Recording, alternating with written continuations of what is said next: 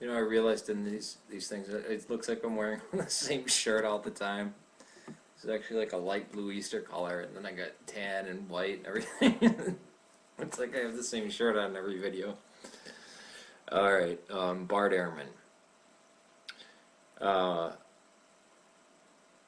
he says this in misquoting Jesus that it wasn't because his idol, the Bible, which couldn't have anything wrong with it, was shot to pieces when he started going and researching biblical texts. And no, that wasn't the reason. It's man's suffering.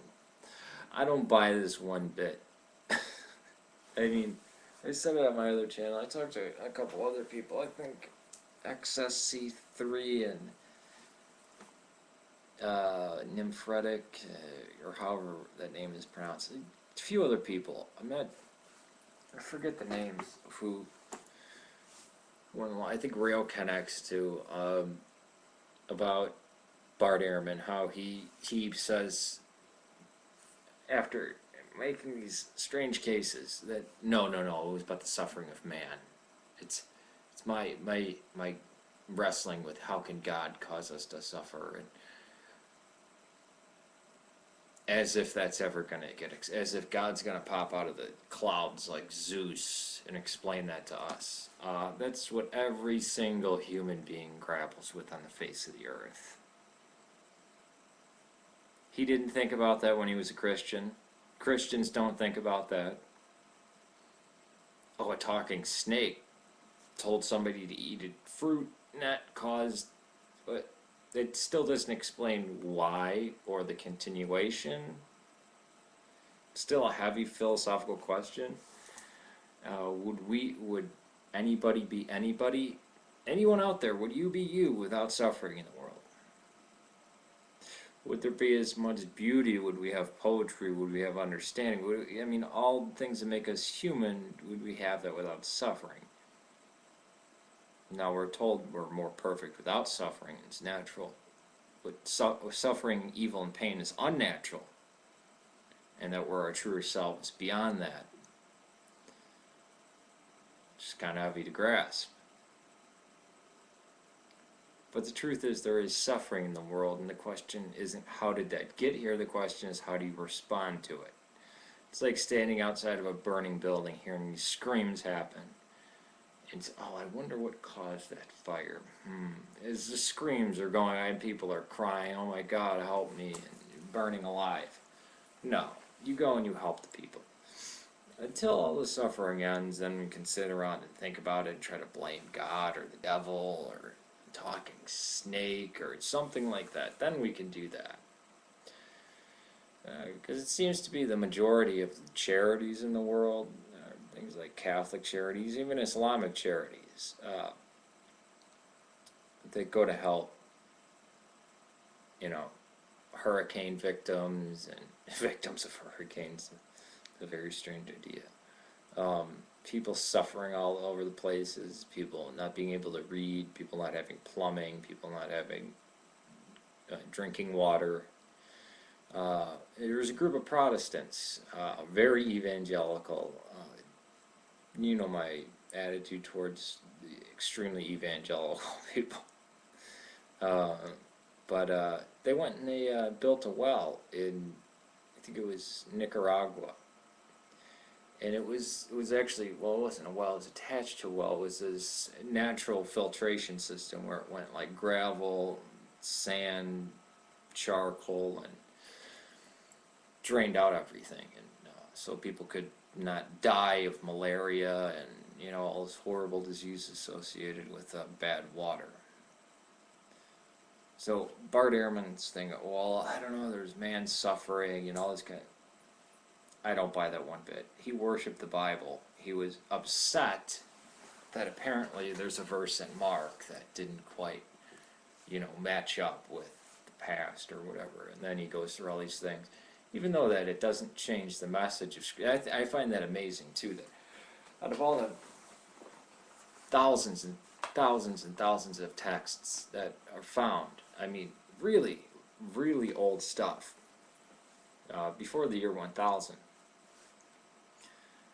And they might have a jot or a tittle here messed up, or they might have some words backwards that still won't even change the meaning of the word in Greek, or might have a word missing, or might have a sentence missing.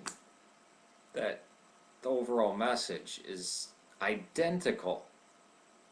And if you read the 27 books, you're not going to get a different message. It's not going to change. Even if you, in Matthew, where it says, I have not come to abolish the law, I've come to fulfill it, where certain scribes said, wait, that's messed up, and have rearranged it and said, I've not come to fulfill the law, I've come to abolish it. Well, it doesn't matter if you read all 27 books, or even, I don't know, the Gospels and some letters of Paul, or, you know, whatever combination you want, you're still going to walk away with the same idea. So Bart Ehrman started off as, well, this book has to be totally right and totally inerrant, totally right and totally. Whoever said that? Okay, this Western idea, and then he drops his own form of Christianity for nothing else. He doesn't go and say, okay, well, how do the Ethiopians? What's their view on it? Is it any different? No. His view is the right one, and since his view got cracked open, boom, he falls. And is now an agnostic, which is atheist. I don't like people, well, agnostics aren't atheists. Agnostic. You don't have any knowledge of God. Therefore, you are not theistic. You don't have a God intervening, and you're not praying to a God. I mean, that's effectively you're atheist. You might not be a deist. There might still be a mechanical God out there working the levers and switches. You know, at the Big Bang set the clock, and then stepped back. You could be a deist, but as for a theistic God, if you're an agnostic, yes, you are an atheist. You're not theistic. Bart Ehrman's not an atheist, he's an agnostic. Well, that does make you a theist. Maybe not a hard atheist, or, you know, see, but you're atheistic. You're not praying to God, right? Or is there agnostics out there that pray to God? Do you pray to all of them? Do you have a statue of Artemis out in the backyard too? Just have all the bases covered? Artemis in the backyard, Demeter in front. You know, use Roman and Greek names, and you've got Hermes and Mercury, or maybe you got just both names on the statue. And that's really foolish. Bart Ehrman, really, no, he's agnostic because the suffering of mankind. Once that's answered, no, I don't accept that. No, he's really irritated that the Bible has some little things wrong with it. We can't worship the Bible as an idol. It's not this heathen thing.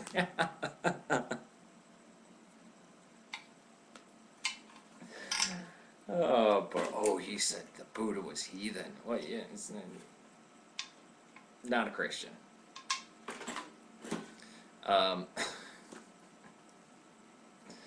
No, I don't buy that part. Oh, there's suffering in the world. Yeah, why didn't you say that when you were a Christian? What happened to you? You didn't know about suffering until you read all the Greek manuscripts? No. No, he got irritated that his idol is gone, and now nobody else can have this as an idol, which is fine. He can write all his books. And he's really fanatic because he tells you he wants to go after the people who actually believe the Bible is word for word descended from heaven, which it didn't come down as the Quran or the Book of Mormon. I don't know who believes that. Apparently he did, that it's the Quran or the Book of Mormon. No, our belief and our revelation in the Word of God is Christ. He's the Logos. He's the incarnate one. Christianity started with him, not any of the books of the Bible. Books of the Bible were written by the church. I know that's hard for people to hear. That it wasn't penned by Jesus. Did you know Jesus didn't write it? I love this atheist argument too. Bart Ehrman doesn't make this. Did you know in the records of Pilate we don't find anything about Jesus? In all the records of Pilate that we found, we don't find anything about Jesus? As if the records of Pilate were discovered. I wonder if he has Queen in his record collection or the White Album. No, this is foolishness. He goes after the fanatical Christians and tries to, oh, this is that, this is that. We don't care. At least the Orthodox. I'm guessing the Catholics don't care either. But the Orthodox, no, we really don't care. It's revealed, Christ revealed. Nothing could have been written down, and we still wouldn't have changed at all. We don't get our theology from the Bible. We already knew our theology before anything was written down, because the church existed before that book. Oh yeah, Dura Europus, get this, check this out. The oldest church ever found, ever excavated in an archaeological dig. Guess what it was covered with? Icons. Yeah, I don't know. Yeah, Bart Ehrman, Protestant, evangelical, rabid evangelical, proselytizing, fundamentalist who just went one God less, and now he's a fundamentalist, proselytizing to the masses. Yeah, impartial writer, right? It really irritated that, you know, that he had to get, you know, what, it was like 30 or something to say, well, I don't believe the Bible is no longer my God, which is basically what he was saying. I mean, just read Misquoting Jesus. It's actually kind of funny. And then he gives the worst examples of scribes. And he really is skewed, too, because he really gives you the worst evidence, the most doubtful, to try to, as if that's like that's the evidence. No, it goes both ways. The idea that even though Judaism had a huge oral tradition, Christianity has no oral tradition. There's nothing keeping it alive. Or he's a funny one. Peace to you. May God save Serbia.